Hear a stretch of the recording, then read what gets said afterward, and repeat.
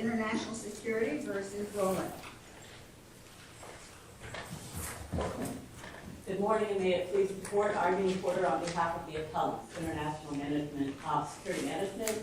I'll call them ISMG, and Mr. Acuna, who is the security guard. We are here seeking reversal for a new trial on intentional tort claims of defamation and malicious prosecution. This was an unfair trial due to numerous trial errors, including an incorrect jury instruction and seriously harmful and improper evidence. And we're seeking directed verdict on the negligence claims, which should not have gone to the jury in the first place. Primarily, I'd like to first start with the jury instruction. Now, this case involved malicious prosecution for making a statement that the plaintiff had made a bomb threat. He threatened to come back and blow up the building. This statement was made first to the head of security of the Israeli consulate, which is housed in the building, and has a common interest with, of course, the security company in the building security. The alleged bomb threat was not made to him, but it was related to him. It was related to him, correct. It was first related to him. He called the police department, Officer Mendez, and kept in contact with him. And later, after the plaintiff was arrested, the three individual defendants then told what they had heard to law enforcement. I think the defense concedes that there's an exception for the shared interest. That is correct. They do not They're concede. arguing that it's not prejudicial. They are, and that's incorrect, and here's why. The jury was told the defendants had no qualified privilege to report this to a private person. They were told that something was done without legal authority. In Kiwanis Club of Little Havana versus Calafi, this court found that a jury instruction that a defendant did something without proper contractual authority also infected and impeded the jury's deliberation of a defamation claim. But in this case, the jury found that the conduct was malicious. So doesn't that then relate to a harmless error finding? No, it That doesn't. even if the instruction was improper, which I tend to agree it was, that because the jury found that this report was malicious, then it doesn't matter. But the jury was instructed that they could find in favor of the plaintiff on the defamation claim without a finding of malice, without a finding that the primary intent was, or motivation was to harm the plaintiff or have ill will.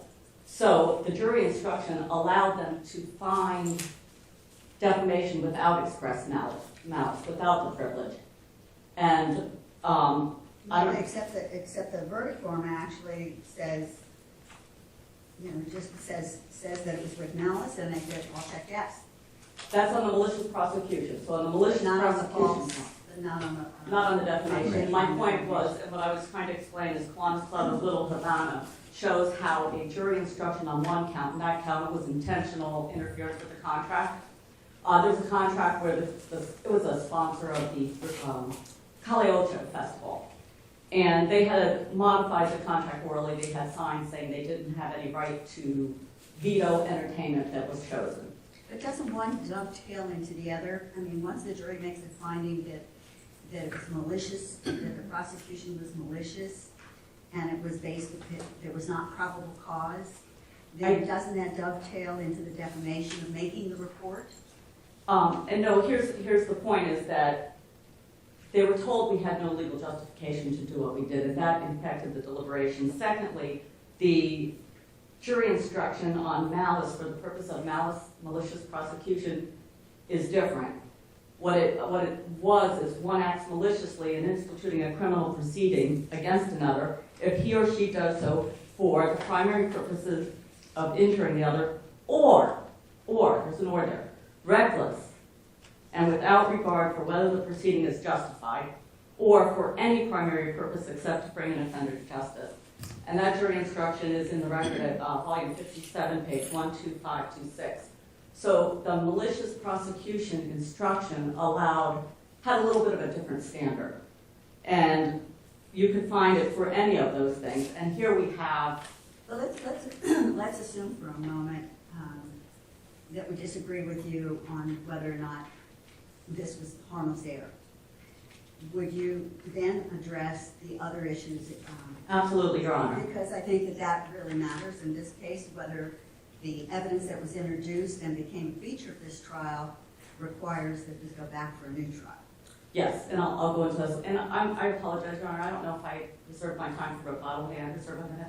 Yes. Thanks. Okay, yes, so there were numerous very prejudicial errors in the evidence. We had pervasive evidence about a camera in the lobby that would have shown the outside of the building.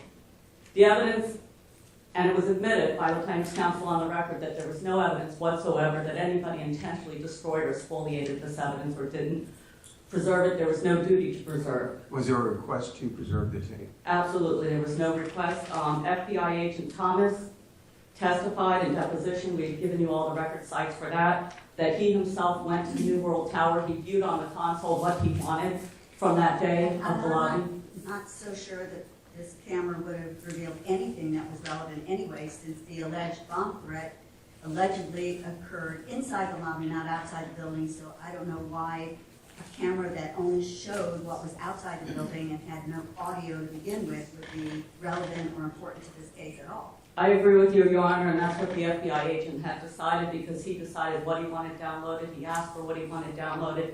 He testified in deposition that he viewed the tape that was given to him, the DVD copy, and it was exactly what he had asked for to be downloaded. There was absolutely no relevance to it, other than, of course, to infer wrongdoing on the part of the defendants, that they were trying to conceal evidence. There were question after question over further objection at trial from Mr. Acuno and his supervisor, Mr. Artola, about who was responsible for giving the tape to the FBI. It was a feature in every single witness that was called on direct examination by the plaintiff in the case in chief, every employee of the building, every manager of the building, and both an opening and closing, and that just requires a new trial in and of itself, and that's Emerson Electric versus Garcia, this court's decision, where you have a series of inquiries that are designed to infer that people are wrongfully hiding evidence.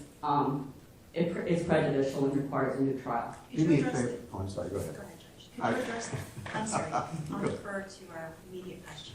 I was going to say, could you address another issue that I'm concerned with, and that was the issue concerning all the reputation testimony that came in. Right, so there were two things. One was the 23-year-old arrest of Mr. Acuno. Right.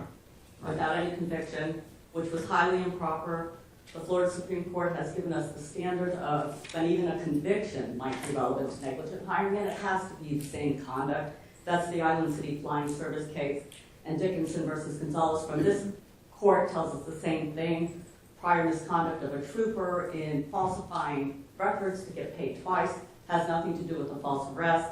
The evidence should have never come in, and the trial court got caught up on the contract between ISMG and the building How manager. is there any standing? I agree with you, there's no standing, we argued that below.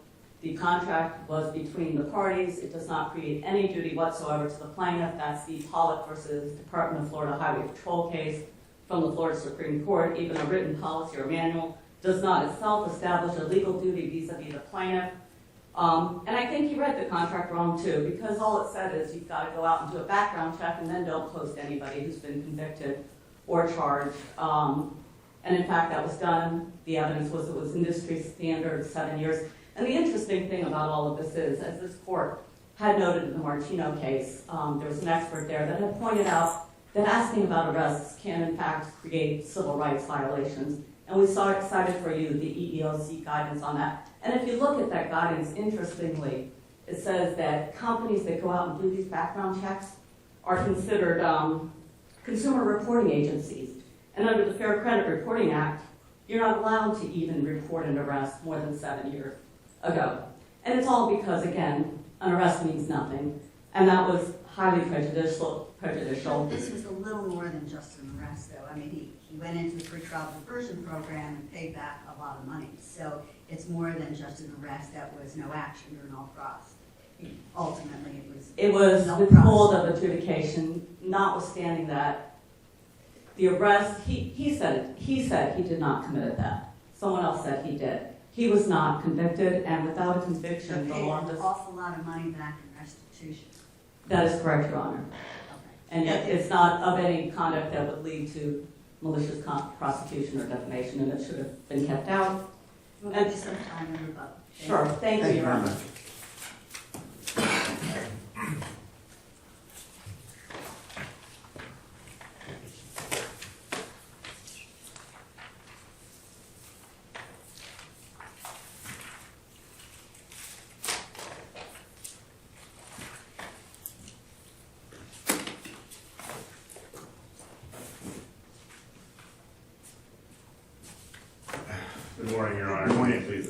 I'm Thomas Burns, and along with Robert Stickney and David Pollock, I represent Bill and Lisa Rolland. We're here 7 years after this incident of extensive litigation, and 2 juries have rejected the defendant's positions here. Counsel, let's go right to the 2 issues that I think you can tell the judges are concerned with. Let's start with the camera issue. Explain to me why that wasn't highly prejudicial and why it was relevant. I don't think it was prejudicial. I think it was actually highly relevant because it goes to show the demeanor of the actors in this case, because Clavero was out there, Acuna was out there, and Why Rolland is was out there. demeanor at all relevant? He either said what it was alleged that he said or he didn't. Well, one of the things that I believe Acuna or Clavero testified was that while they were outside, Rolland said, "This is America and I do what I effing want." So and- why does that, Because that's it would- not what he reported to the police. What he reported to the police was that after he came into the lobby, he allegedly made a bomb threat. Right, but we can't just look at that one little narrow moment of time. You have to look at the entire context of what transpired. And because of this context of what was going on outside, if somebody's saying, I'm dropping an F-bomb and they're being But you were going to disagreeable. hear that anyway, even if this camera was working and even if it caught whatever was occurring outside, it wasn't audio. So it wasn't going to either establish or refute that those words were said outside. It goes to the demeanor of the actors, physical demeanor and what you can see. And if somebody is talking, you wouldn't just sort of casually in repose say F-bomb. Was Was there a request to preserve the tape? we had said that in the brief that Agent Thomas had made the request to see the tape. To see it, I'm talking about preserve it. To preserve it, I'm not sure about it being preserved. Well, I didn't see anything in the record that counsel, it's okay. I didn't see anything in the record that there was a request to produce it.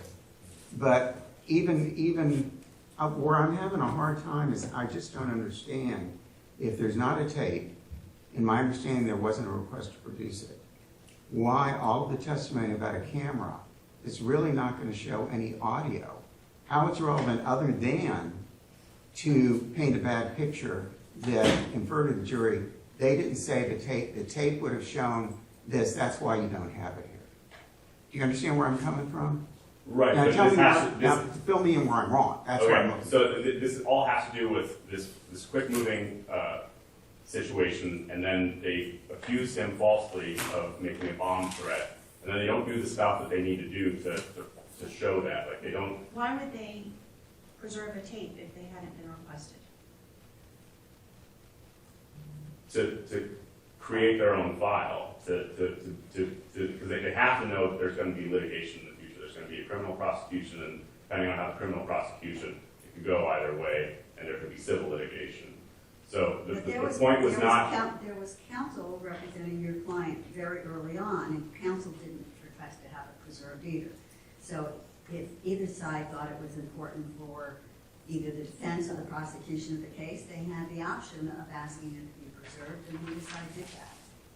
So, And I know that was discussed at a hearing, and but it may then have are you been really also. talking about, whether counsel was acting, appropriately and not asking that it be preserved? I don't, but the inference in front of the jury was clear that had it shown something that would have assisted the prosecution, they would have asked to preserve it. But that argument really cuts both ways, because I guess, counsel's representing Mr. Rolland could have done the same thing if they thought it would have shown something that was beneficial to him. And that's part of the point, that the inference could cut both ways. And that's why the judge was so careful when he was balancing the probity of the But why evidence. is the judge being careful by even allowing it in? It should not have come in to begin with. It was totally irrelevant. Maybe we could address the relevancy and the appropriateness of introducing evidence of a 23-year-old arrest for theft, when it's totally not similar to the allegations in this case that Mr. Acuna made a false report to the Okay, police. I disagree with you about both things, and I'll explain why. As to the camera, my position is it has to do with demeanor, and the jury could draw either inference, whether it was in favor of the defendants or in favor of the plaintiff, and that both goes to the admissibility of the evidence, and it would also go to harmlessness. So you need to consider both of those things. As to the arrest, we explained in our brief how we thought there was a nexus between the type of dishonesty that was involved here and in the arrest. It's a matter of nexus. The case law says it has to be similar to, not that there's a nexus, that it may show bad character, it may show, that he's not a truthful person. That's not enough under the case law. You have to show that it's similar conduct, that it would have made it foreseeable for the employer not to employ this person because it was foreseeable that he may act the same way. Okay. Several points. One, the foreseeability issue is something to be determined by the jury. Our position is a reasonable jury could infer from the fact that he was dishonest to the fact that he made a false bomb threat. We think that's different from I think it's the second DCA case, the one with the trooper. We think it's different from that because there, the person had falsified certain reports and then made a bad probable cause determination. So there's a little bit of a disconnect there. But here... Could you address the remoteness issue? In legions of cases, something 23 years old is generally considered too remote to be relevant. And that is often the case, but Judge Thomas actually addressed that when he was deciding this issue, and you can find that, hold on one second.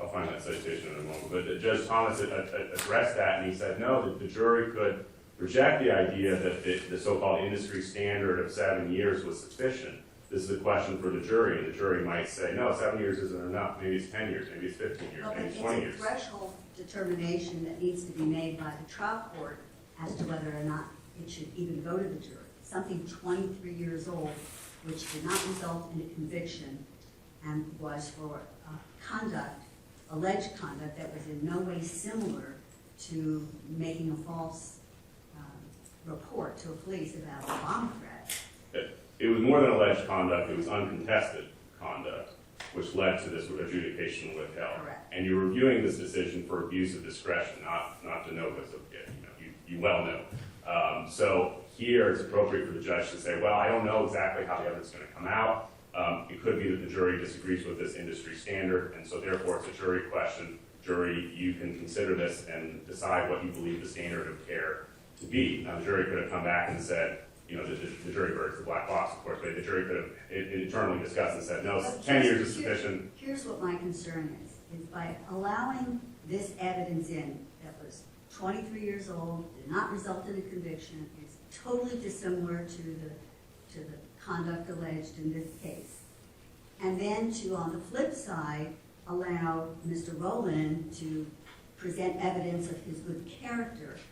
To me, that you're asking the jury to weigh the character of these two individuals as opposed to the evidence in the case. I mean, why was it relevant to introduce evidence that Mr. Rolland was non-vulgar, he's not a threatening person, he's respectful, he's very professional, he's got a good reputation in the community? Why was any of that good character evidence admissible? That goes to the damages that he suffered as a result of these false accusations. And it has to do with how he runs his business and how clients were dealing with him. So he had very large contracts that were either suspended or terminated, seeing like, oh, there's this accusation and they're saying that you said such and such things in the And that's lobby. relevant. That's relevant. That's relevant for them to say, you know what, because there's these accusations, yes, we're going to suspend your contract or cancel your contract. Fully understand that. That's totally relevant. But the issue we're involved with here, I don't understand how reputation even came into it. I understand your argument from damages, absolutely. But you're trying to hook on reputation, and I just don't see where it enters in.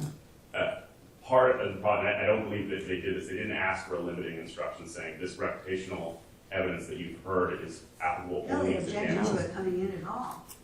Right, but what they needed to do beyond that, if the point was what I think you're trying to make here. I don't as even far as- think you get to the next point, because the first gatekeeper, to quote Judge Rothenberg, is a judge. No. And the judge allowed this testimony to come in? No, Mr. Rolland's evidence about reputation had to come in because it went to his damages. Now, it could have been. Explain to me. Let's go back. How does it go to his damages? He had testimony that because of this, I think, Cisco contract or 2 other big contracts were canceled. So he's got his damages. How does his reputation for not cursing compared to the guard who 23 years ago had a charge against him? I don't understand how that enters into the damages. It has to do both with his existing contracts and his ability to do future business with new clients. So new clients are going to see, oh, this is the guy who made this false bomb threat. He's vulgar. He's not the kind of person that I want to do business with. So for me, like as a lawyer, if future clients thought, oh, Mr. Burns is a really vulgar person, difficult to deal with, maybe they wouldn't want to, do business with me. That's the idea. Now, the evidence had to come in, but if you were to limit it and say the reputation of the stuff only goes to damages, you have to ask for that instruction, and that wasn't asked for. So that I can see that you're trying to weigh the two. So the real issue goes back to the beginning. Was the trial judge correct in you allowing this testimony to come in? Right, but the answer has to be yes, because maybe not. Well, I mean, you're the to you, the answer has to be yes. I mean, but what I'm saying is, is that's the issue in my mind. And what you're saying is you get past the first threshold, you have to get to the second. And it was relevant. I understand what you're saying. It was relevant to the second issue, the issue being damages. I follow you. Okay. And then the third threshold, of course, is harmlessness. Right. And, there's overwhelming evidence. Sorry.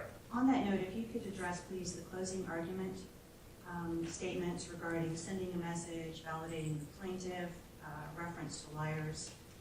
He never said send a message. This is the defendant's characterization of the closing argument. I've read many closing arguments. I'm sure you've read many closing arguments.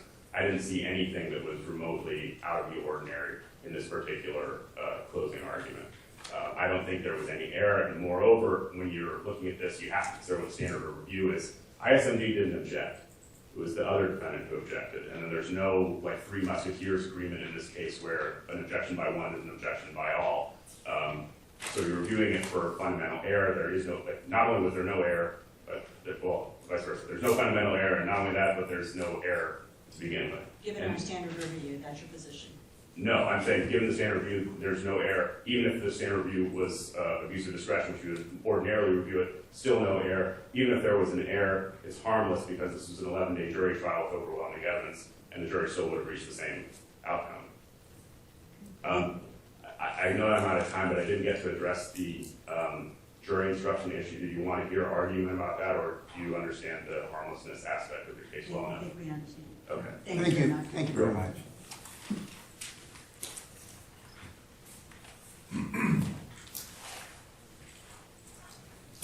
Your Honor, one point on the good character evidence of Mr. Rolland. This is not a case where the defamation, the alleged defamation was that the man is vulgar. It was, he said X on X date, and the trial court allowed the evidence to show he acted in conformity with his character on the day in question because preceding the bomb threat, he had been using foul language. So that was totally improper. Now, I do want to, one more time, try to convince you, Judge Rothenberg, how the qualified privilege instruction infected the entire case, including malicious prosecution. And I'd like to point out again the Kiwanis Club case, where a jury instruction told on one count the jury that the defendant had no contractual authority to do what they did. This court found that that prejudiced a defamation count, even though it was based on separate conduct. Here, because it was telling the jury these defendants did something wrong without authority. But doesn't the qualified privilege only protect innocent conduct, not malicious conduct? Correct, and the express malice standard is primary motivation of hostility, ill will, or intent to harm the plaintiff. I'd also like to briefly address when this case goes back that there should be a directed verdict on all of those negligence counts. We didn't have a chance to talk about the negligent reporting of a crime, but it is clear from this court's decision that the Valaderas case had to do solely with what kind of standard applies when there's a physical injury, when somebody is physically injured by the police, which does not apply here. This was a malicious prosecution and defamation case. Furtovich from the Florida Supreme Court, which was cited by Valaderas and reaffirmed, tells us that you cannot overcome a qualified privilege by using the same exact facts that support your malicious prosecution, your false arrest, your defamation count, and just call it something else. And that's what would be happening here. Thank you very much. Thank you. Your Honor, I think we just addressed the directed verdict issue, which wasn't raised in the initial argument. Do you want me to respond to that? You can rest on your arguments in brief. I think we understand both arguments. Thank you.